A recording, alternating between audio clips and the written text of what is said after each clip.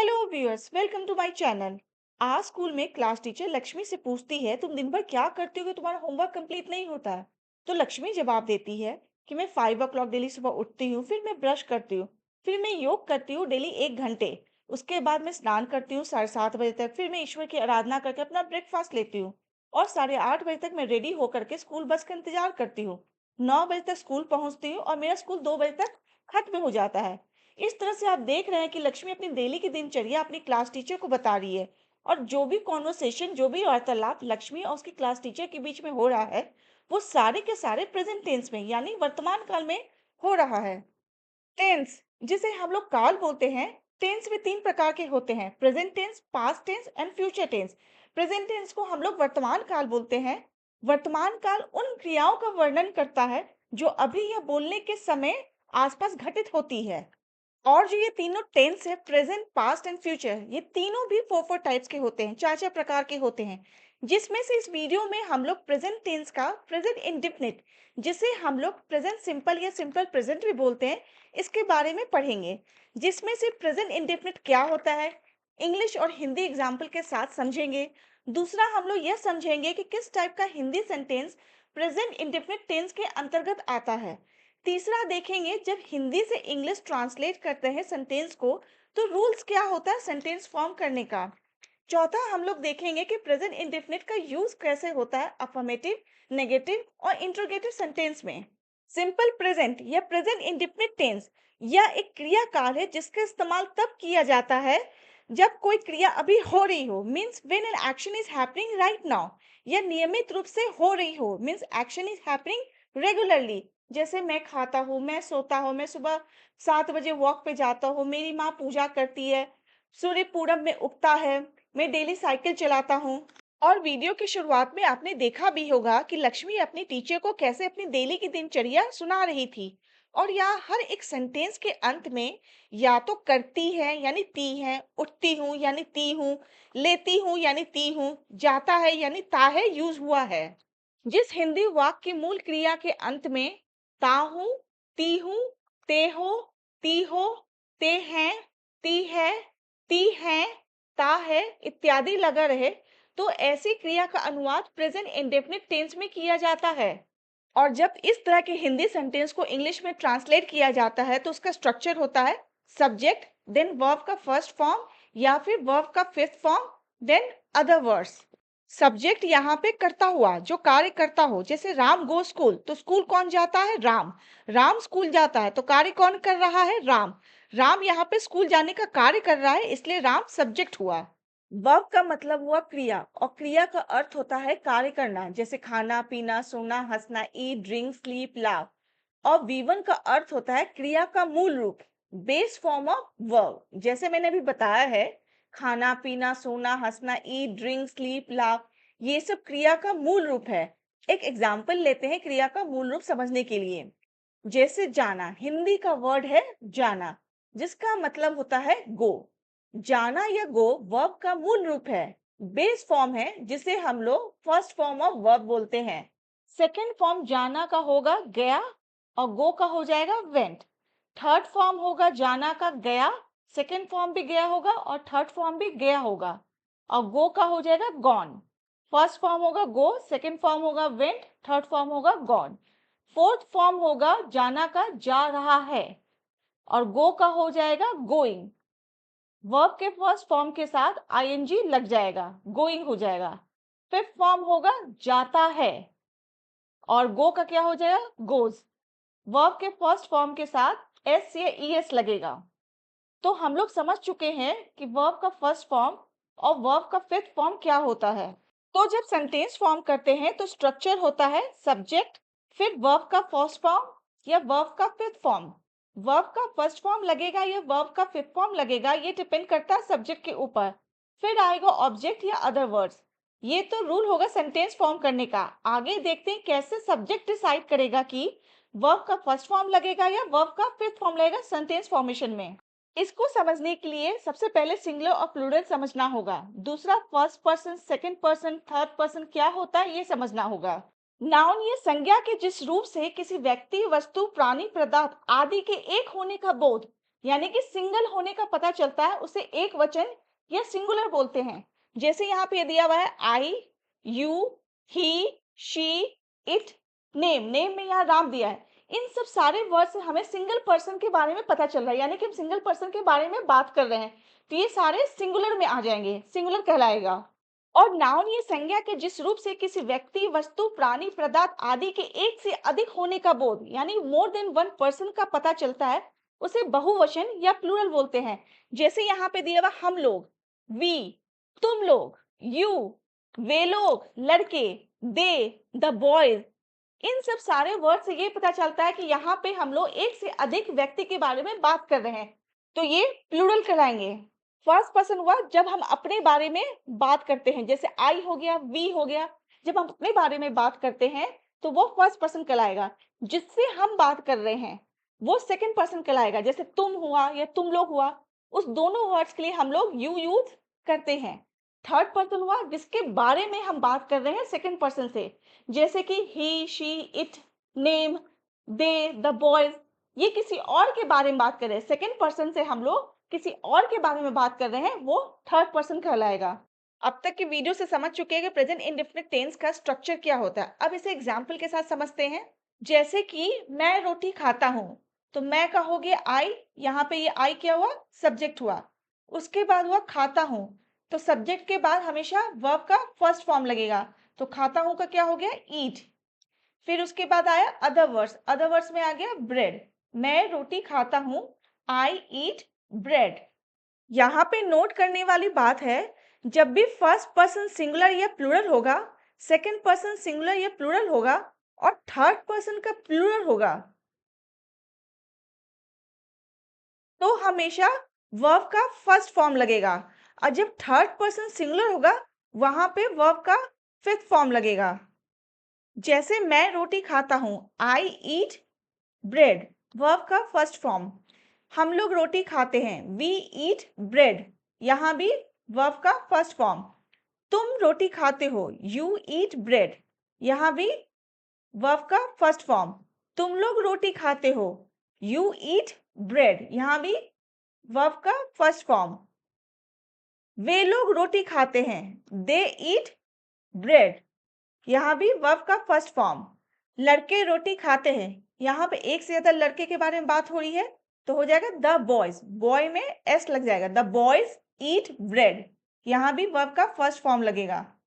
लेकिन जब third person singular होगा, तब सब्जेक्ट के बाद वर्ब का फिफ्थ फॉर्म लगाएंगे, यानी कि वर्ब के फर्स्ट फॉर्म के साथ एस या ईएस लगा करके उसे वर्ब का फिफ्थ फॉर्म बनाएंगे। जैसे कि राम रोटी खाता है, राम ईट्स, यहाँ पे ईट में एस लग गया है, राम ईट्स ब्रेड, वह रोटी खाता है, ही ईट्स ब्रेड। अब आगे देखेंगे किस टाइप के अफर्मेटिव सेंटेंसेस में प्रेजेंट इंडेफिनिट टेंस का यूज होगा। पहला टाइप है जहां पे परमानेंट एक्शन या हैबिचुअल एक्शन या रूटीन एक्शन होता है, वहां पे प्रेजेंट इंडेफिनिट टेंस का यूज होता है। जैसे मैं पटना में रहती हूँ, ये एक परमानेंट एक्शन हुआ, क्योंकि मैं अभी पटना में रहती हूँ, काफी दिन से मैं पटना में रहते आ रही हूँ और आगे भी मैं पटना में ही रहूंगी। इसका होगा आई लिव एट पटना। मैं का हो गया आई यहाँ पर हो गया सब्जेक्ट, रहती हूँ का हो गया लिव। यहाँ पे वर्ब का फर्स्ट फॉर्म यूज होगा। वर्ब का फर्स्ट फॉर्म इसलिए यूज होगा क्योंकि ये जो आई है वह फर्स्ट पर्सन सिंगुलर सब्जेक्ट है, इसलिए यहाँ पे वर्ब का फर्स्ट फॉर्म यूज होगा। तो आई लिव पटना में का हो गया at Patna, I live at Patna, मैं पटना में रहती हूँ, आई लिव एट पटना। दूसरा है वह एक ब्यूटी पार्लर चलाती है। ये एक परमानेंट एक्शन है क्योंकि वह अभी ब्यूटी पार्लर चलाती है, काफी दिनों से चलाते आ रही है और आगे भी यह कंटिन्यू रहेगा। ये एक परमानेंट एक्शन है कि वह एक ब्यूटी पार्लर चलाती है। इसका होगा she runs a beauty parlour. वह का हो जाएगा शी यहाँ पर हो जाएगा सब्जेक्ट, चलाती है का हो जाएगा रन्स। यहाँ पे वर्ब का फिफ्थ फॉर्म यूज होगा। यहाँ पे वर्ब का फिफ्थ फॉर्म इसलिए यूज होगा क्योंकि ये जो सब्जेक्ट है वो थर्ड पर्सन सिंगुलर सब्जेक्ट है। शी जो वर्ड है वो थर्ड पर्सन सिंगुलर सब्जेक्ट है, तो हमेशा थर्ड पर्सन सिंगुलर सब्जेक्ट के साथ वर्ब का फिफ्थ फॉर्म यूज होता है। तो यहाँ पे क्या होगा? शी रन्स, एक ब्यूटी पार्लर, उसका क्या हो जाएगा? A beauty parlour. She runs a beauty parlour. In the same way Vishwakarma Puja 17 सितंबर को आता है। ये एक परमानेंट एक्शन है क्योंकि हर साल विश्वकर्मा पूजा 17 सितंबर को ही आता है। और यहाँ पे वर्ब का फिफ्थ फॉर्म लगेगा क्योंकि जो विश्वकर्मा है ये थर्ड पर्सन सिंगुलर सब्जेक्ट है और थर्ड पर्सन सिंगुलर सब्जेक्ट के साथ हमेशा वर्ब का फिफ्थ फॉर्म लगता है। तो इसका हो जाएगा विश्वकर्मा पूजा फॉल्स ऑन 17 सितंबर। विश्वकर्मा पूजा 17 सितंबर को आता है। विश्वकर्मा पूजा फॉल्स ऑन 17 सितंबर। ये तीनों जो मैंने बताया है ये परमानेंट एक्शन है। नेक्स्ट है हैबिचुअल एक्शन। हैबिचुअल एक्शन वो एक्शन होता है जो एक आदत को दर्शाता है, यानी कि वो आदत, वो हैबिट जो बार बार रिपीट होता है। जैसे मैं हर सुबह चाय पीती हूँ। चाय पीना एक आदत है जो कि हर सुबह यह कार्य होता है। यहाँ पर वह का हो जाएगा ही, पीता है का हो जाएगा ड्रिंक्स। यहाँ पे ड्रिंक्स इसलिए होगा क्योंकि जो ही है थर्ड पर्सन सिंगुलर सब्जेक्ट है। जहाँ पे थर्ड पर्सन सिंगुलर सब्जेक्ट होता है वहाँ पे वर्ब का फिफ्थ फॉर्म यूज होता है, इसलिए ही ड्रिंक्स। चाय का हो जाएगा टी और हर सुबह का हो जाएगा एवरी मॉर्निंग। ही ड्रिंक्स टी एवरी मॉर्निंग। इसी तरह से कुछ और सेंटेंस भी देख लेते हैं। जैसे कुत्ते भौंकते हैं। ये जो भौंकना हुआ ये एक हैबिचुअल एक्शन हुआ। ये एक आदत है जो कि बार बार रिपीट होता है। तो इसका हो जाएगा डॉग्स बार्क। वह धूमपान करता है। धूमपान करना एक हैबिचुअल एक्शन है जो कि टाइम टू टाइम हमेशा होता है। ये एक एक्शन बार बार रिपीट करता है। तो उसका हो जाएगा ही स्मोक्स। जैसे ही वो पैसा कमाता है वह उसे खर्च कर देता है। यहाँ भी हैबिचुअल एक्शन हो रहा है। जैसे ही उसके पास पैसा आता है, जैसे ही वह पैसा कमाता है वह उसे खर्च कर देता है। जैसे ही का हो जाएगा एज सुन एज, वह का हो जाएगा ही, पैसा कमाता है का हो जाएगा अर्न्स एनी मनी। यहाँ भी वर्ब का फिफ्थ फॉर्म लगेगा क्योंकि जो ही है वो थर्ड पर्सन सिंगुलर सब्जेक्ट है।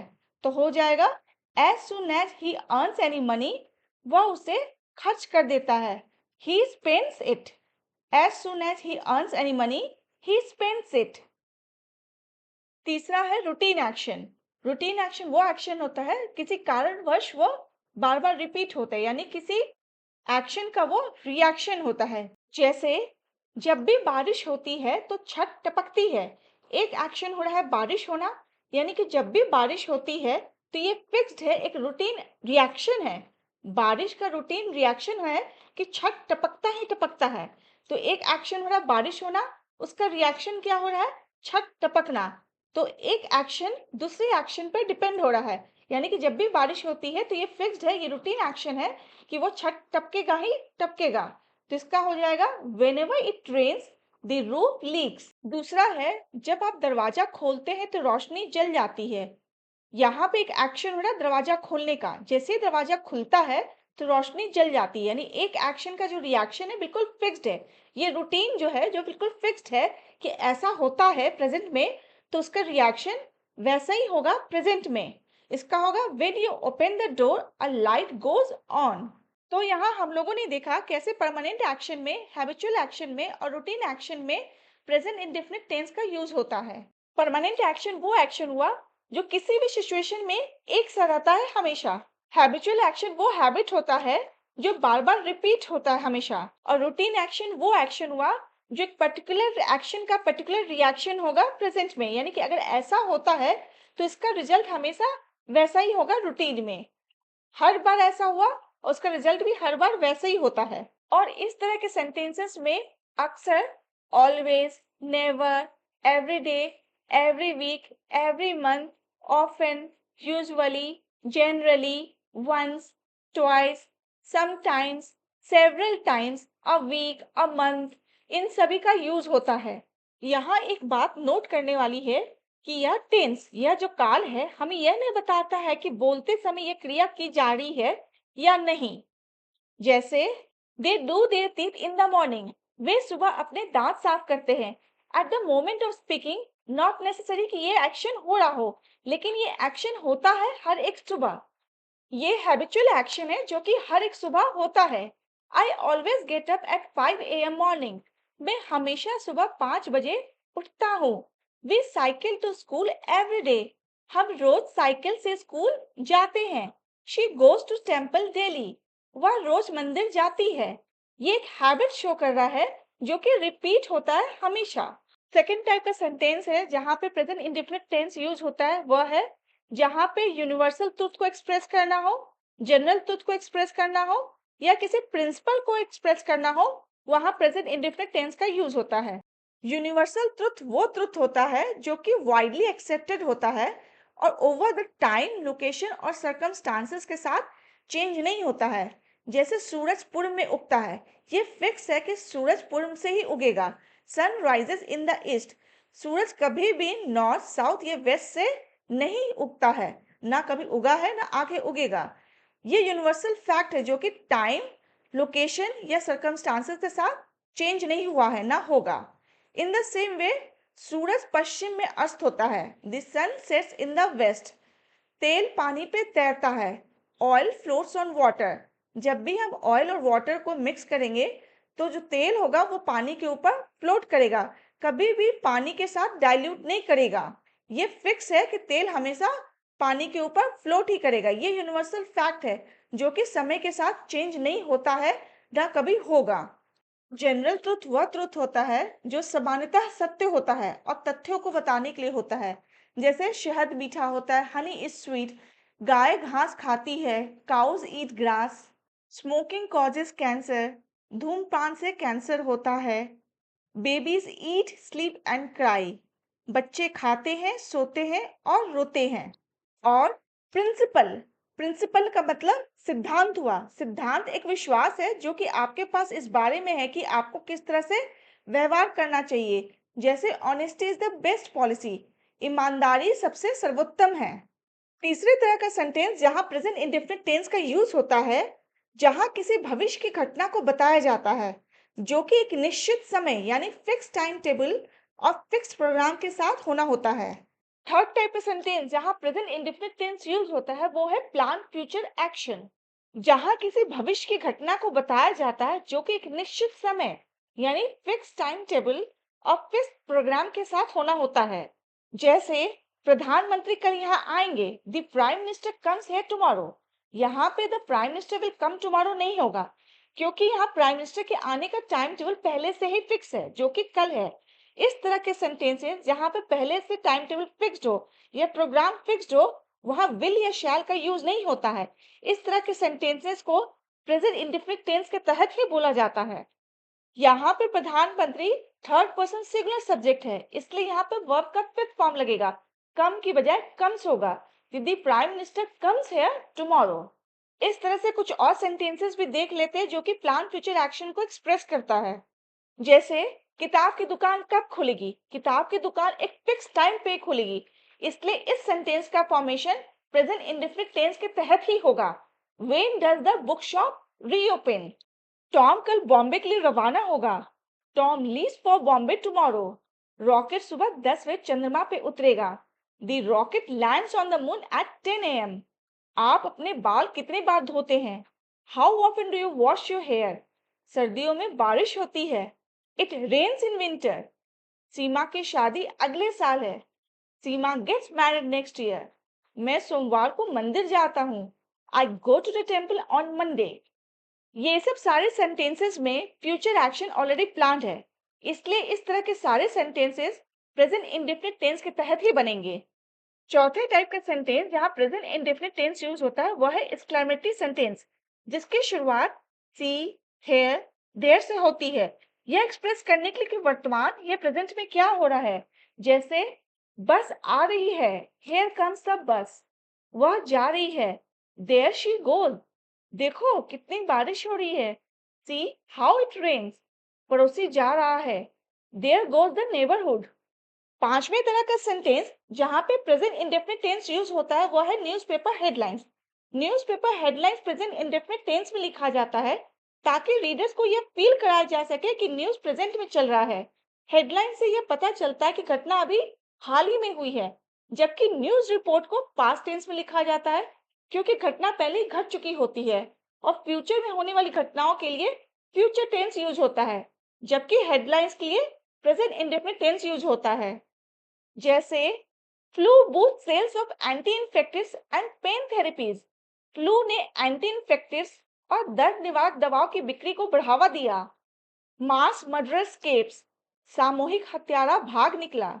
पीस टॉक्स फेल, शांति वार्ता विफल। Suicide blast kills two Chinese engineers near Karachi airport. Karachi हवाई अड्डे के पास आत्मघाती विस्फोट में 2 चाइनीज इंजीनियर मारे गए।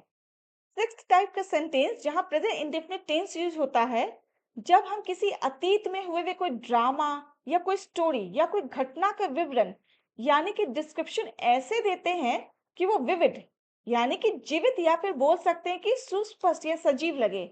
जैसे कि जब कोई प्ले चल रहा था तो उसका डिस्क्रिप्शन प्रेजेंट में ऐसे सजीव रूप में देते हैं कि लगता है कि जैसे कि वह घटना अभी घटित हो रही हो। जैसे immediately king rushes to the capital. तुरंत राजा राजधानी की ओर दौड़ता है। राजा ऑलरेडी राजधानी की तरफ दौड़ चुका होता है, यह घटना घट चुकी होती है। लेकिन जब इसको प्रेजेंट में हम लोग नरेट करते हैं इस स्टोरी को, तो वहां पे हम लोग प्रेजेंट इंडेफिनिट टेंस यूज करते हैं सिंपल पास्ट की जगह। दूसरा एग्जांपल देखते हैं। When the curtain arises, Juliet is writing at her desk. Suddenly the window opens and the masked man enters. जब पर्दा उठता है तो जूलियट अपने मेज पर लिख रही होती है। अचानक खिड़की खुलती है और एक नकाबपोश आदमी अंदर आता है। इस प्ले में सारा घटना घट चुका होता है, लेकिन जब इसकी स्टोरी को हम लोग जीवंत रूप में नरेट करते हैं तो हम लोग प्रेजेंट इंडेफिनिट टेंस यूज करते हैं सिंपल पास्ट के बजाय। सेवेंथ टाइप जहां पे प्रेजेंट इंडेफिनिट टेंस का यूज होता है जहां पे अक्सर रेडियो या टीवी कमेंटेटर के द्वारा खेल में चल रही गतिविधियों का वर्णन किया जा रहा हो या फिर पब्लिक फंक्शन में चल रही गतिविधियों का वर्णन हो रहा हो, वहां पे प्रेजेंट कंटीन्यूअस टेंस के बजाय प्रेजेंट इंडेफिनिट टेंस यूज होता है। और इसमें घटना की अवधि की अपेक्षा यानी घटना कब घट रही है इसके अपेक्षा इसके क्रमिक विकास यानी सक्सेशन ऑफ इवेंट्स पे बल दिया जाता है। कोहली ने गेंद जडेजा की ओर बढ़ाई। ये एक्शन अभी कंटिन्यूअस है, ये एक्शन अभी जारी है, लेकिन यहाँ पे प्रेजेंट कंटिन्यूअस के बजाय हम लोग प्रेजेंट इंडेफिनिट टेंस यूज करेंगे। Kohli pushes the ball to Jadeja. Jadeja ने गेंद शर्मा को थमा दी। Jadeja pass it on to the Sharma. एक टाइप जहां प्रेजेंट इंडेफिनिट टेंस यूज होता है जब किसी के कथन को शुरू करते हो या उद्धरण को इंट्रोड्यूस करना होता है। जैसे कि जब हम किसी बुक्स, नोटिस या कोई लेटर जो अभी रिसीव हुआ है हाल ही में उसके बारे में पूछते हैं या उनसे उद्धरण देते हैं। जैसे एपीजे अब्दुल कलाम कहते हैं, यदि आप सूरज की तरह चमकना चाहते हैं तो पहले सूरज की तरह जले। अब अब्दुल कलाम जी हमारे बीच में नहीं रहे हैं, इन्होंने यह कोटेशन पहले दिया था, पास्ट में दिया था, लेकिन जब हम किसी कोटेशन को जब इंट्रोड्यूस करते हैं तब हम लोग वहां पर प्रेजेंट इंडेफिनिट टेंस यूज करते हैं।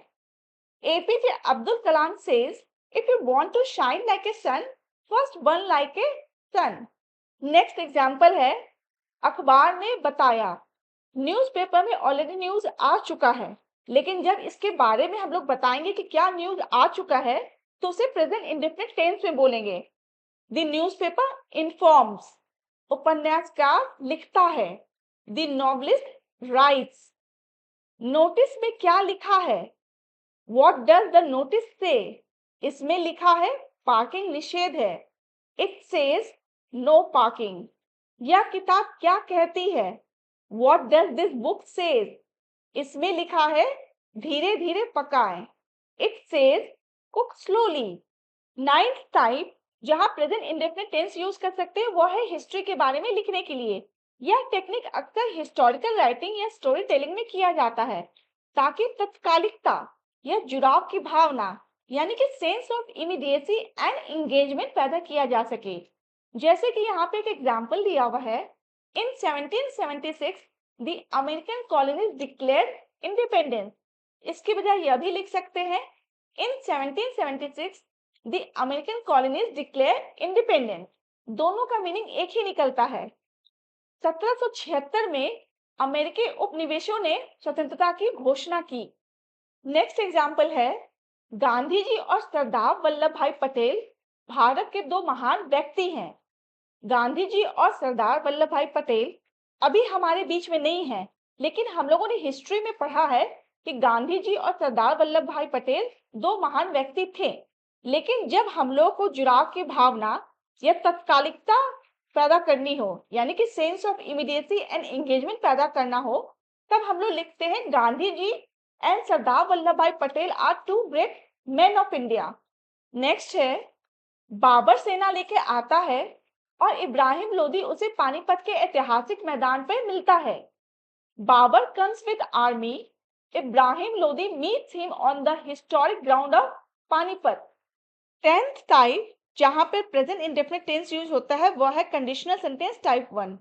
यहाँ फ्यूचर और प्रेजेंट के बारे में बात हो रही होती है, जिसमें शर्त पूरा होने की काफी हद तक संभावना होती है। जैसे अगर ऐसा करोगे तो ऐसा होगा। ऐसी स्थितियां या तो यह दर्शाती हैं कि भविष्य में कुछ करोगे या वर्तमान में कुछ करोगे तो यह होगा या फिर ऐसा हो सकता है।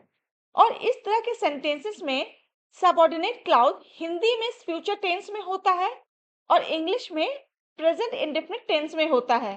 जैसे यदि आप कड़ी मेहनत करोगे, यहाँ पे सबऑर्डिनेट क्लाउज हिंदी में फ्यूचर टेंस में होता है और इंग्लिश में प्रेजेंट इंडेफिनिट टेंस में होता है। इफ यू वर्क हार्ड, यदि आप कड़ी मेहनत करोगे, इफ यू वर्क हार्ड। और जो मेन क्लॉज होता है वह हिंदी इंग्लिश दोनों में फ्यूचर टेंस में होता है, तो सफल होगे, यू विल बी सक्सेसफुल। यदि आप कड़ी मेहनत करोगे तो सफल होगे, you will be successful if you work hard. Next है, जैसे ही हम तैयार होंगे, as soon as we are ready, हम शुरू कर देंगे, वी शैल स्टार्ट। जैसे ही हम तैयार होंगे हम शुरू कर देंगे, we shall start as soon as we are ready. भले ही तुम मुझे भूल जाओ, no matter you forget me, मैं तुम्हें अब भी याद रखूंगा, I will still remember you. मैं तुम्हें अब भी याद रखूंगा, भले ही तुम मुझे भूल जाओ, I will still remember you, no matter you forget me. जब तक आप ब्रेक नहीं हटाएंगे, unless you take the brake off, car नहीं चलेगी, द कार वोंट मूव। जब तक आप ब्रेक नहीं हटाएंगे, कार नहीं चलेगी, unless you take the brake off, the car won't move. कुछ इस तरह के भी सेंटेंसेस होते हैं जो कि प्रेजेंट कंटीन्यूअस टेंस में होते हैं और उसे हम लोग प्रेजेंट इंडेफिनिट टेंस में बोलते हैं। जैसे दीज ग्रेप्स टेस्ट सार, इन अंगूरों का स्वाद खट्टा है। शी सीम्स हैप्पी, वह खुश लग रही है।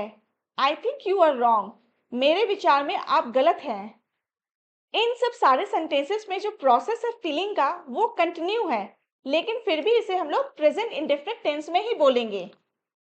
अब तक आपने देखा प्रेजेंट इंडेफिनिट टेंस का यूज अफर्मेटिव सेंटेंस में कैसे करते हैं और किस टाइप के affirmative sentences present indefinite tense के अंदर आते हैं।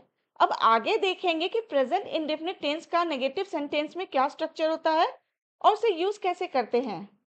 नेगेटिव सेंटेंस में प्रेजेंट इंडेफिनिट टेंस का स्ट्रक्चर होता है सब्जेक्ट, देन डू नॉट या फिर डज नॉट, देन वर्ब का first form, then other words.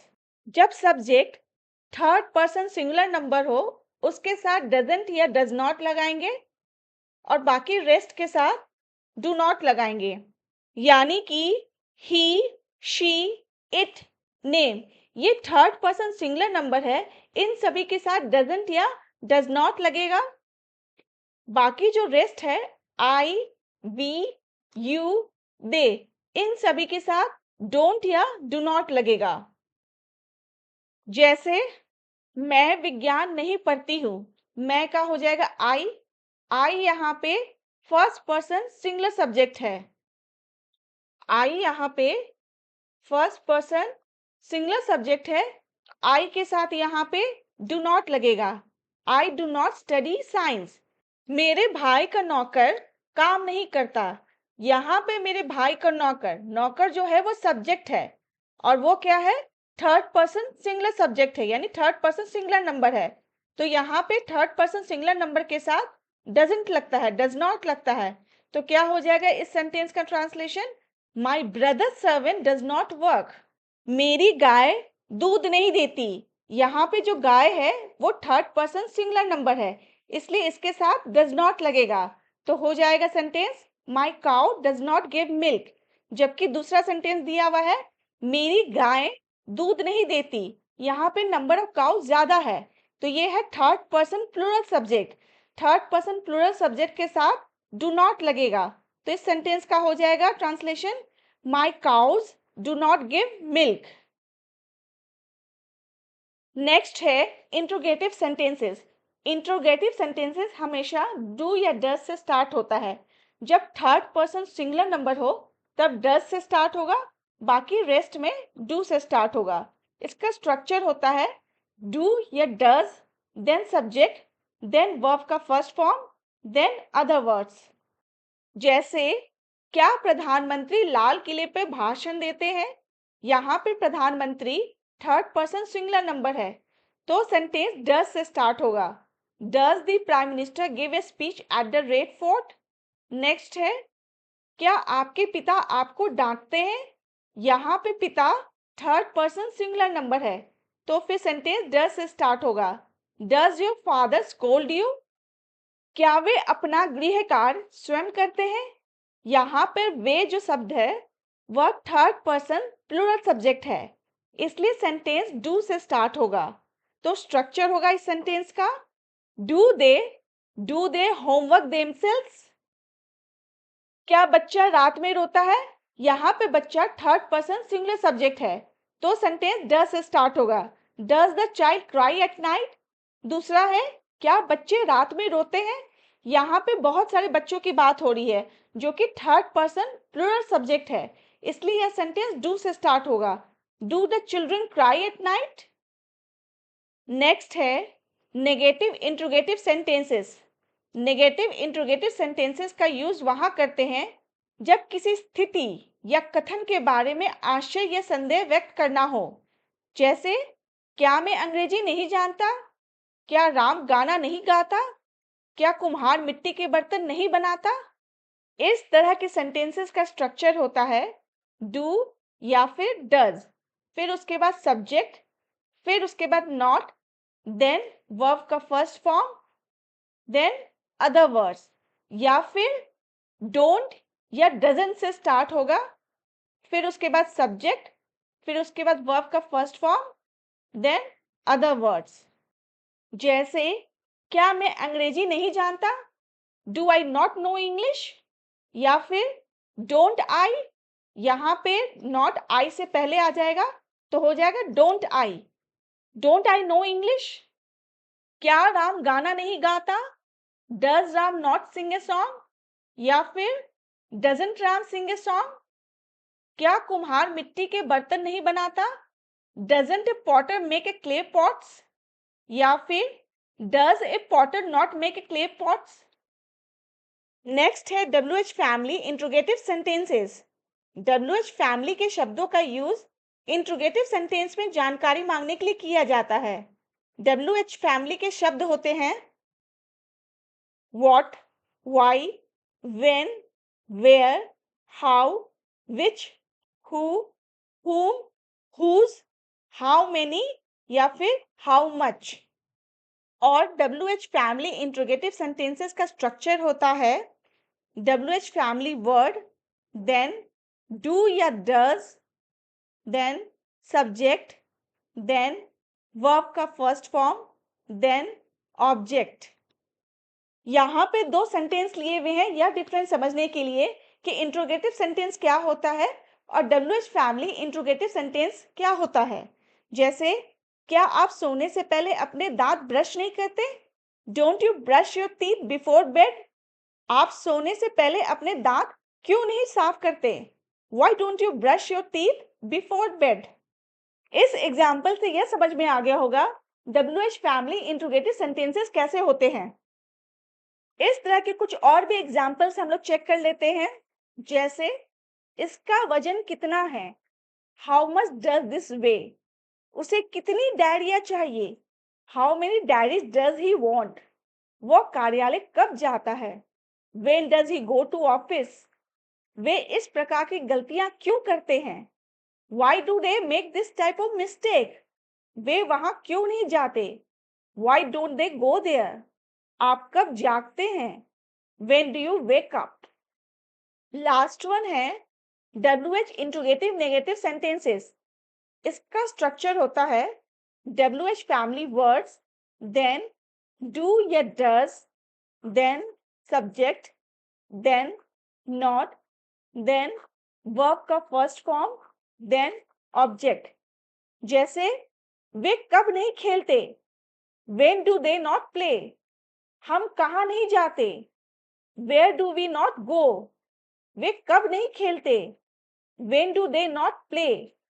वो कहाँ नहीं जाता, where does he not go. Thank you viewers for watching my video. आपको मेरा ये वीडियो कैसा लगा कमेंट बॉक्स में जरूर कमेंट करें and do watch my next video in this series.